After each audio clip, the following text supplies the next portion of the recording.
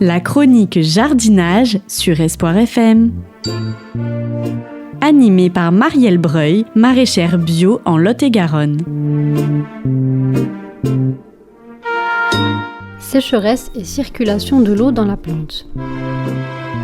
Les journées d'été à plus de 35 degrés commencent malheureusement à être monnaie courante par chez nous. Peut-être vous êtes-vous inquiété de voir vos plants de courge les feuilles flétries, telle une plante souffrant de manque d'eau. Si cela pourrait être le cas au vu des conditions climatiques parfois extrêmes que nous connaissons dans l'été, les courges paraîtront étonnamment flétries même au lendemain d'un arrosage copieux. Que leur arrive-t-il donc ? C'est l'occasion de s'intéresser à la circulation de l'eau dans une plante. Les racines absorbent l'eau du sol qui remonte dans la totalité de la plante via les différents vaisseaux qui l'irriguent, avant de s'évaporer par de minuscules trous sous les feuilles, les stomates. On parle alors de transpiration.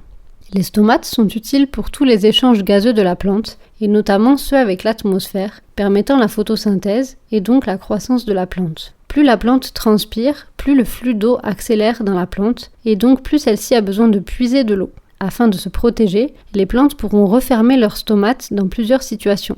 Si l'humidité du sol diminue et que les racines ne parviennent plus à puiser de l'eau, les stomates se ferment pour limiter la transpiration et retarder le dessèchement de la plante. On parle alors de stress hydrique et il suffit d'arroser pour que la plante reprenne vigueur, si la déshydratation n'a pas causé encore trop de dommages.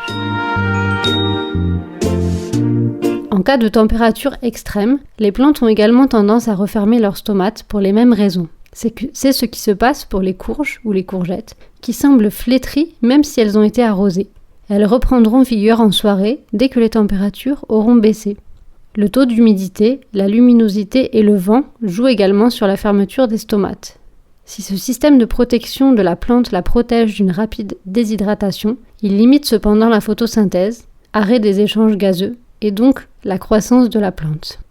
Pour protéger vos cultures face à des journées extrêmement sèches ou très chaudes, pensez bien sûr à arroser, mais essayez également d'ombrer au maximum votre jardin. Face à des 35 ou 40 degrés, l'arrosage ne suffit plus, les plantes brûlent, et un petit voile d'ombrage ou des cagettes sur des jeunes plants pourront protéger vos cultures.